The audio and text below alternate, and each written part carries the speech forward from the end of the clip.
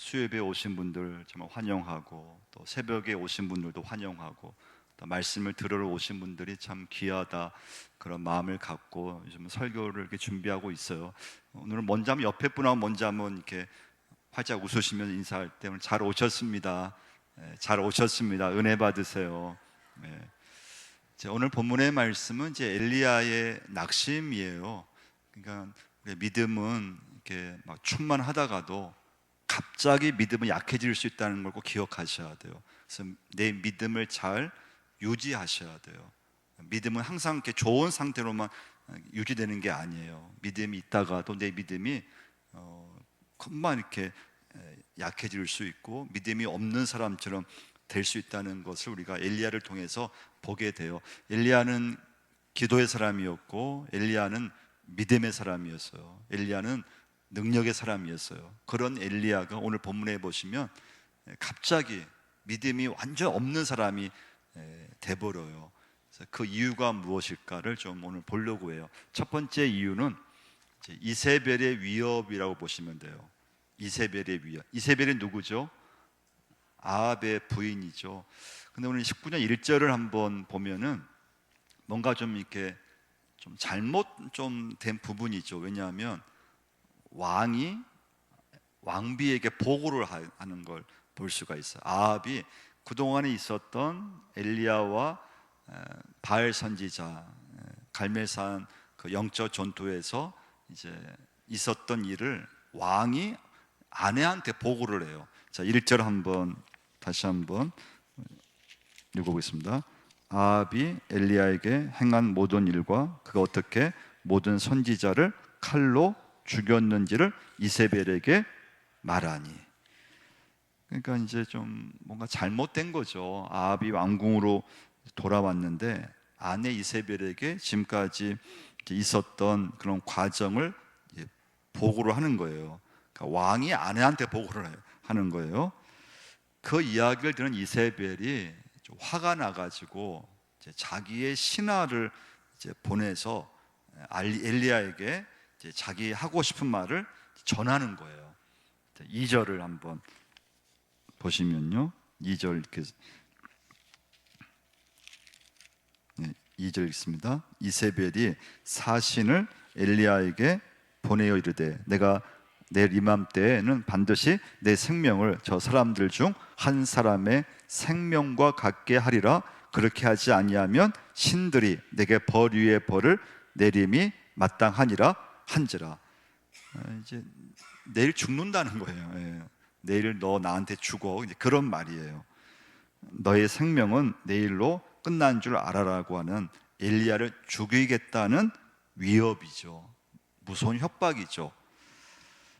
이때 엘리야는 낙심해서 도망해 버려요.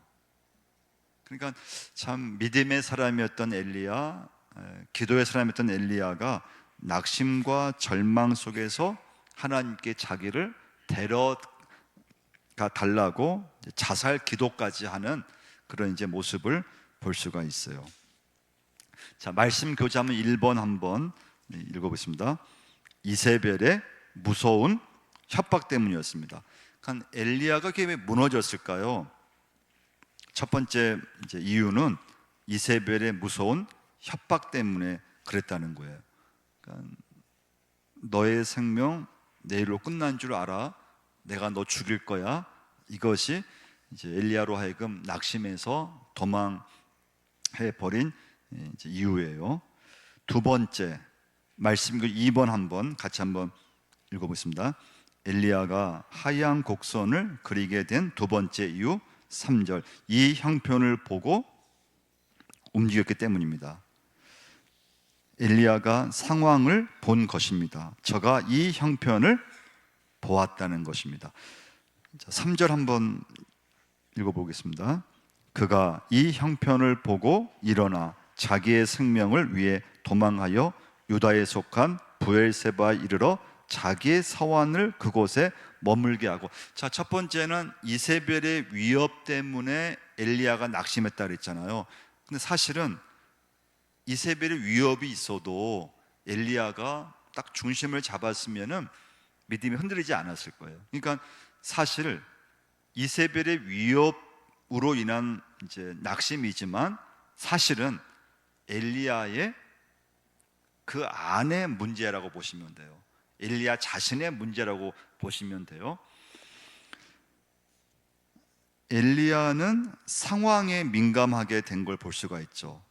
그러니까 여러분과 저는 예수 믿으면서 하나님께 민감해야 되는데, 근데 우리가 이제 언제 믿음이 쭉 내려가는가 하면 상황에 민감했을 때, 사람에게 민감했을 때, 그때 스스로 잘못된 판단을 내릴 때가 굉장히 많아요.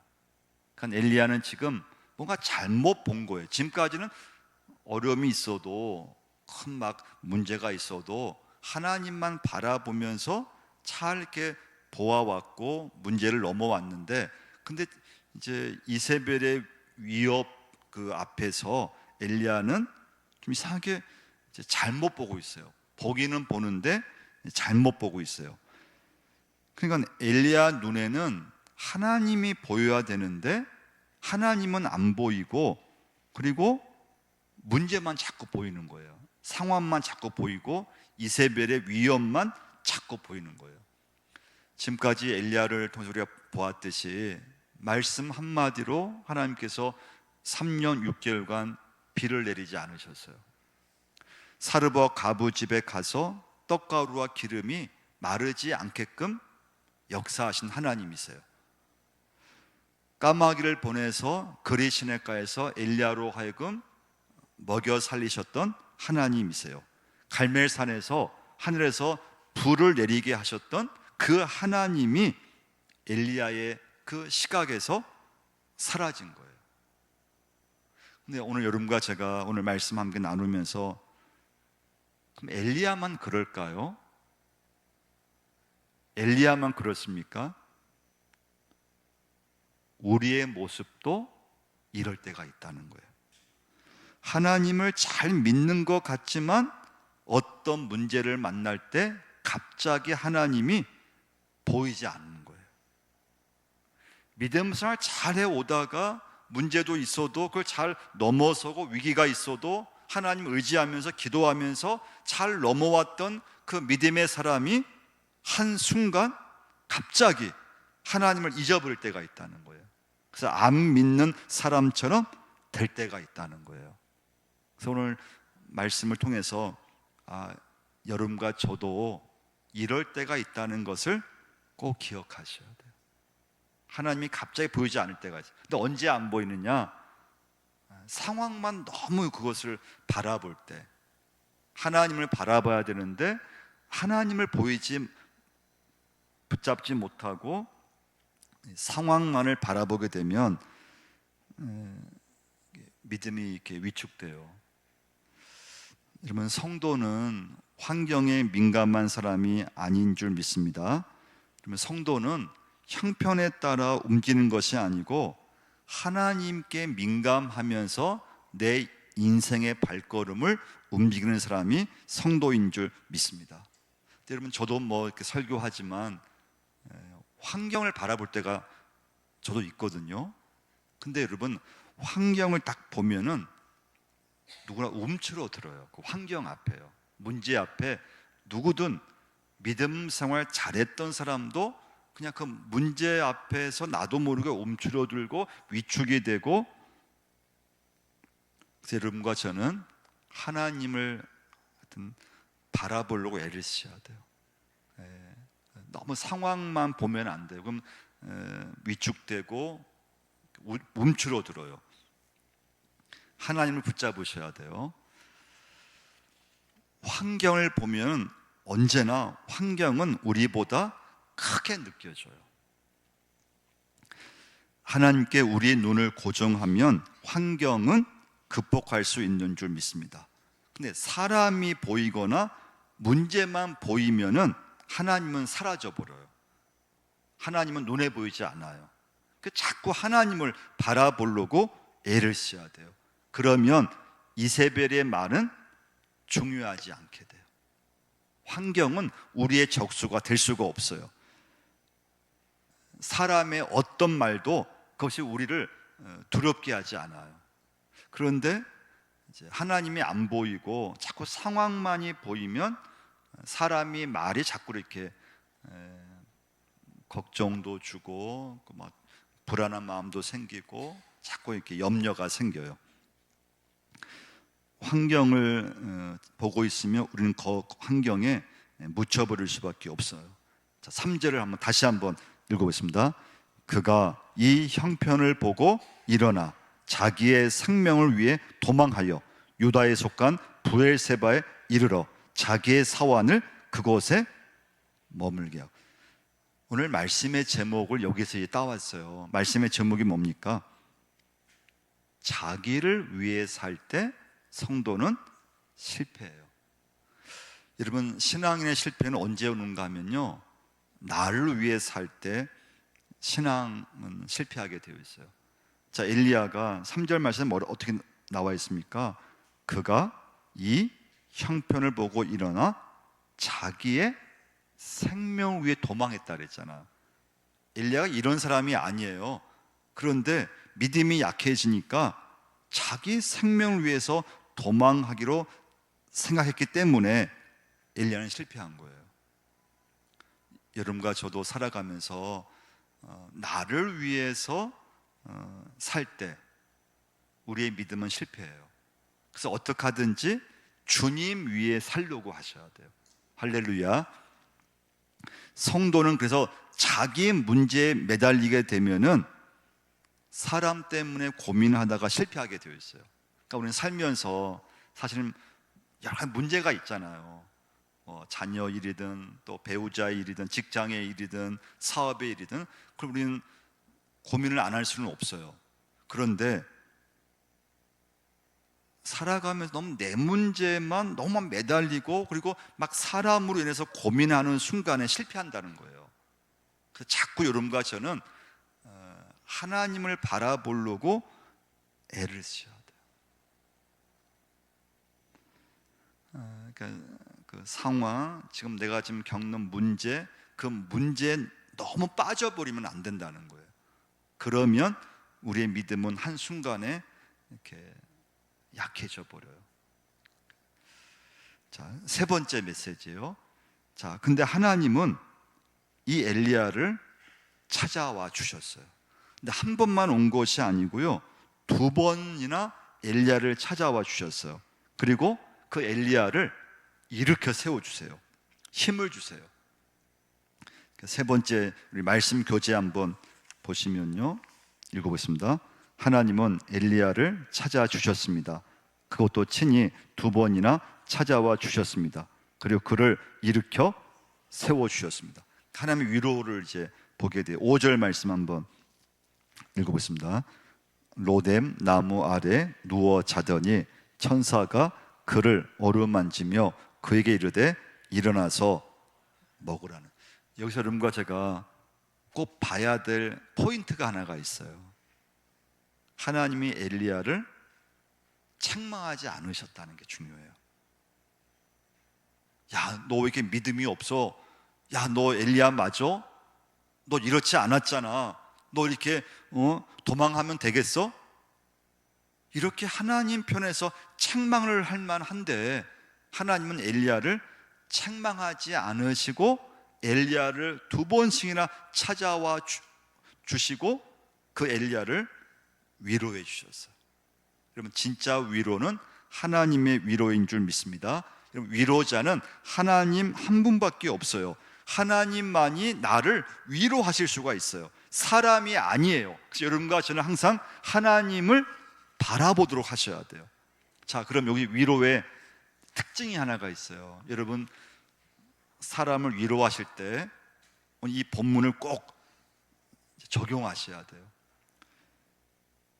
위로는 단순하게 해야 된다는 거예요. 여러분이 배우자를 위로하고 싶을 때, 부모님을 위로하고 싶을 때, 또 자녀를 위로하고 싶을 때, 또 누군가를, 어떤 교인을 위로하고 싶을 때 있잖아요. 그때는 여러분 단순하게 이렇게 하셔야 돼요. 복잡하게 막 설명을 많이 하거나 또 한답시고 막 그냥 말을 많이 하려고 하면은 위로가 안 된다는 거예요. 하나님이 어떻게 하셨습니까? 엘리야를 위로하실 때 그냥 안아주고 그냥 먹으라고 하신 거예요. 그리고 그냥 잠을 자라고 한 거예요. 이게 하나님의 위로 방법이에요.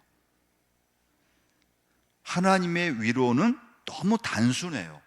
엘리야를 만져주고 일어나 먹으라고 했고 더 자라고 한 거, 그거밖에 없어요. 여러분, 위로는 간단하게 하셔야 됩니다. 그리고 위로는 그 사람에게 가장 필요한 것만 제공을 해야 돼요. 그게 위로예요. 그러니까 필요한 사람에겐 뭘 제공해야 될까요? 잠을 제공해야 되죠. 충분히 잠을 잘 수 있게끔, 그게 위로예요. 잘 먹게 하는 게 위로예요. 피곤한 사람은 재워야 돼요. 근데 피곤한 사람을 자꾸 앉혀놓고 이야기하면 짜증만 더 나는 거예요. 피곤할 때는 자야 돼요. 그리고 먹어야 돼요. 하나님은 단순하게 위로해 주셨음을 꼭 기억하셔야 돼요. 왜 그렇게 했어? 왜 그랬어? 왜 그렇게 믿음이 없어? 이 정도 가지고 낙심하면 돼?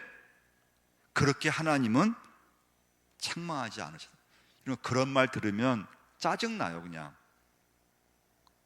그러니까 여러분과 제가 참 살아가면서 여러분 좀 믿음이 없어 보일 때, 또 자녀든 배우자든 기도만 하셔야 돼요. 괜히 이제 좀 가르치려고 하다가 또 신앙적인 걸 얘기하려고 하다가 오히려 그것 때문에 더 싸움이 되고 더 그냥 불화가 되고 더 이렇게 막 벽이 생겨버려요. 자, 그럼 왜 하나님은 엘리야를 이렇게 위로하셨을까요? 그 사명 완수를 위해서 그래요. 7절 한번 읽어보겠습니다. 여호와의 천사가 또 다시 와서 어루만지며 이르되 일어나 먹으라. 내가 갈 길을 다 가지 못할까 하노라 하는지라. 내가 갈 길을 다 가지 못할까 하노라 하는지라. 아직 가야 할 길이 있는데 여기서 엘리야가 쓰러져 있을 수 없다는 거예요. 엘리야에게는 아직 가야 할 사명의 길이 있다는 거예요. 하나님은 그 엘리야로 하여금 그 사명을 완수하도록 하시기 위해서 위로해 주신 거예요. 그 하나님이 오늘 여러분과 저를 위로해 주실 줄 믿습니다. 여러분과 저에게도 아직 가야 될 사명이 있어요. 아직 감당해야 될 믿음의 길이 있어요. 아직 이 땅에서 감당해야 될 그런 주님의 사명이 있는데, 여기서 내가 낙심해버리고 그냥 절망해버리고 그냥 포기해버리면 안 되잖아요. 그래서 하나님은 어떤 방법을 통해서든 나를 다시 일으켜 세워주시는데 그 하나님의 방법이 위로예요. 위로. 그래서 여러분, 위로자가 되셔야 돼요. 여러분, 특별히 가족들을 많이 위로해 주셔야 되고, 그리고 특별히 나 자신을 여러분 많이 위로하셔야 돼요. 내가 나를 위로하셔야 돼요. 수고했어, 수고 많았어. 지금까지 어려운 중에도 또 결혼 생활하고 힘들었을 텐데 하나님 의지하면서 참 애썼어, 수고했어. 여러분 자신을 많이 위로해 주시기를 바랍니다. 내가 나를 많이 위로해 주셔야 돼요. 그리고 내가 다른 사람을 많이 위로해 주셔야 돼요. 근데 그 위로의 방법은 그냥 그 사람이 필요한 거, 지쳐 있으면 잘 먹이고, 피곤해 보이면 잠 자라고 하고, 그리고 여러분과 제가 할 수 있는 것은 기도밖에 없어요. 잘 말로 이기려고 하면 안 돼요. 말로 하려고 하면 안 돼요. 사명 때문에 우리를 먹여주시고 힘을 주시는 줄 믿습니다. 우리에게 사명이 있기 때문에 우리가 낙심할 때 하나님은 그냥 외면하지 않으시고 나를 일으켜 세우셔서 끝까지 믿음의 길을 가게 하시는 하나님이심을 보게 돼요. 8절 한번 읽어보겠습니다. 이에 일어나 먹고 마시고 그 음식물의 힘을 의지하여 40주 40야를 가서 하나님의 산 호렙에 이르니라. 여호와의 산 호렙까지 가는 것이 엘리야의 사명이었어요. 다시 힘을 내서 여러분과 저도 끝까지 신앙의 길을 갈 수 있으셔야 돼요. 혹시 여러분 참 우리 중에는 또 예수 우리 믿으면서 하지만은 또 하다 보면 낙심이 올 때가 있어요. 그리고 그냥 실망이 되고 그냥 다 그냥 내려놓고 싶고 또 지쳐 있을 때가 있고. 네, 여러분과 제가 이제 오늘 이제 기도할 제목은요, 환경을 탓하면 여러분 아무것도 할 수 없다는 걸 기억하셔야 돼요. 예수 믿는 우리들은 환경을 탓하면 끝이 없어요. 환경을 탓하면 내가 할 수 있는 게 아무것도 없어요. 환경을 계산하면은 우리는 주의 일을 할 수가 없어요. 그래서 환경을 넘어서야 돼요. 환경이 어렵고 환경 탓을 하고 싶은데, 근데 성도는 환경 탓만 안 해도 믿음의 사람이에요. 환경 탓만 안 해도 승리할 수가 있어요. 성도는 환경과 상관없이 움직이는 사람들이 믿음의 자녀인 줄 믿습니다. 그래서 여러분과 저는 환경이 어렵고 환경 영향을 받지 않을 수 없지만 그 환경의 영향을 받지 않고 하나님께 민감하고 하나님의 명령을 따라서 움직이는 여러분과 제가 되셔야 돼요. 그래서 이 시간부터는 절대 여러분 환경 탓을 하지 않기를 축원을 드립니다. 여러분, 환경을 바라보면 끝이 없어요. 환경을 탓하면 끝이 없어요. 환경만 바라보면 우리는 아무것도 할 수 없어요. 근데 우리는 하나님을 바라보고 하나님께 민감하려고 애를 쓰시고, 그리고 상황만 바라보면은 믿음이 자꾸 사라지고 하나님이 안 보이기 시작하고, 근데 여러분과 저는 자꾸 하나님을 보려고 하셔야 되고, 그래서 환경을 뛰어넘을 수 있는, 환경이 어려워도 그 환경을 이겨나가는 여러분과 제가 꼭 될 줄 믿습니다. 여러분 위로자가 되셔야 됩니다. 특히 여러분 가족들에게 여러분이 위로자가 되셔야 돼요. 근데 그 위로는 그 사람이 필요한 걸 해주는 게 위로예요. 잘 먹이고 잘 먹게 하고 잘 쉬게 하고 또 충분히 잠을 자게 하고, 하나님께서 또 때가 되면은 역사하실 줄 믿습니다. 여러분도 나를 자신을 위로를 많이 하셔야 돼요. 근데 그 위로자는 하나님이심을 꼭 기억하셔야 돼요.